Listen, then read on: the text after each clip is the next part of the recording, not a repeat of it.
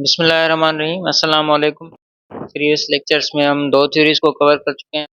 आज हम पढ़ते हैं सोशल कंट्रोल थ्योरी को। ट्रेविस ऋषि ने 1969 में अपने बुक में जो बुक इन्होंने लिखा था काजेज ऑफ डिलिंक्वेंसी, इस बुक के अंदर इन्होंने सोशल कंट्रोल थ्योरी का जिक्र किया है। दरअसल ये थ्योरी क्या कहती है? It says that individuals refrain from engaging in deviant और criminal behaviour because of their bonds to conventional society. People are naturally inclined to break rules, but strong social ties act as a form of control that prevents deviance. यानी लोग इस वजह से criminal behaviour में नहीं पड़ते क्योंकि उनके जो बॉन्ड्स हैं वो सोसाइटी के साथ जो उनके बने हुए हैं वो बहुत स्ट्रांग है।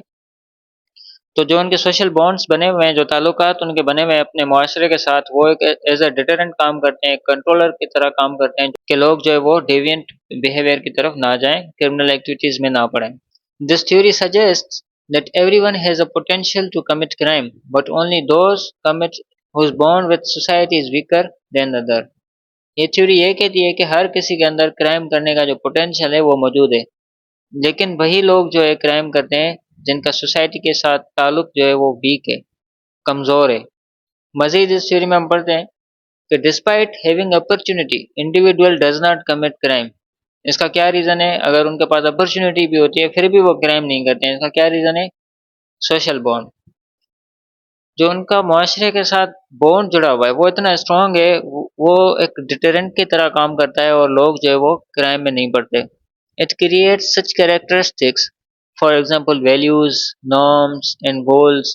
सोशल बॉन्ड क्या करता है? एक तरह के नॉर्म्स क्रिएट करता है, वैल्यूज क्रिएट करता है, गोल्स क्रिएट करता है।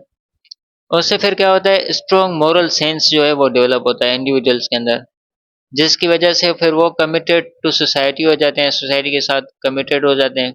दे don't want to hurt their parents, वो अपने वालिदैन को हर्ट नहीं करना चाहते। This is how criminal behaviour is control. इस तरह से देखा देखा जाए तो क्रिमिनल बिहेवियर जो है वो कंट्रोल होता है। मजीद हम इस थ्योरी के अंदर पढ़ते हैं कि इस थ्योरी के 4 एलिमेंट हैं, जिसको हम 4 एलिमेंट्स ऑफ सोशल बॉन्ड भी कहते हैं। ये ट्रेविस ने दिया था और इसको हम सोशल बॉन्ड थ्योरी का नाम भी देते हैं। एक एक करके इन 4 एलिमेंट को पढ़ते हैं। पहला है attachment. The emotional bonds individuals form with family, friends and institutions such as school. Strong attachments discourage deviance, while weak attachments make individuals more likely to engage in criminal behavior. Attachment में क्या होता है? कुछ आपके जो emotional एक bond बनता है आपका फैमिली के साथ, दोस्तों के साथ, या आपके कोई सोशल इंस्टीट्यूट है उनके साथ, जैसे स्कूल है, उसमें अगर किसी की अटैचमेंट जो है वो ज़्यादा गहरी है तो वो बंदा क्राइम नहीं करेगा, वो क्राइम की तरफ नहीं जाएगा। लेकिन जिस शख्स की जो अटैचमेंट है इन इंस्टीट्यूशंस में, फैमिली में, फ्रेंड्स के साथ, तो उसका चांस बढ़ जाता है कि वो क्रिमिनल बिहेवियर में एंगेज होगा। दूसरा एलिमेंट है commitment. The level of investment an individual has in conventional activities like education, career, or personal goals, those with more to lose, for example reputation or career, are less likely to engage in deviant activities. यानी जिस शख्स की ज़्यादा investment होगी अपने career में, अपने personal goals के अंदर, अपनी एजुकेशन में, या कोई भी ऐसी एक्टिविटी है सोसाइटी के अंदर, वहाँ अगर उसने अपना वक्त दिया है, अपनी एनर्जी दी है, तो फिर वो उस चीज़ को प्रोटेक्ट करता है।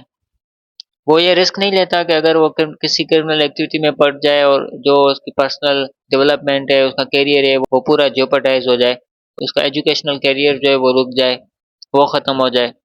तो ये चीज़ें जो हैं कमिटमेंट में आ जाती हैं। उसके बाद जो तीसरा एलिमेंट है वो है involvement. The extent to which individuals participate in conventional activities such as sport clubs, social events. The more an individual is involved in personal activities, the less time they have for deviant behavior. Travis कहते हैं कि जितना लोग sport में, clubs में, या social events में, gatherings में आते रहेंगे, पार्टिसिपेट करेंगे, इन्वॉल्व होते रहेंगे, तो उनके पास इतना वक्त नहीं होता कि वो जाके किसी डेविएंट बिहेवियर में पड़े, कोई क्रिमिनल एक्टिविटी जो है वो करें। चौथा एलिमेंट इस थ्योरी का है belief. The acceptance of social norms and laws. People who believe in the rules of society are more likely to conform, while those who reject these norms are more prone to deviant behavior. Belief के अंदर moral values आ गए, beliefs आ गए, religion आ गया, community की values आ गई।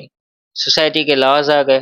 तो जितना लोग इन चीज़ों पे बिलीव करेंगे, उनको मानेंगे, उतना उनका चांस बढ़ जाता है कि वो क्रिमिनल एक्टिविटीज़ में नहीं पड़ेंगे।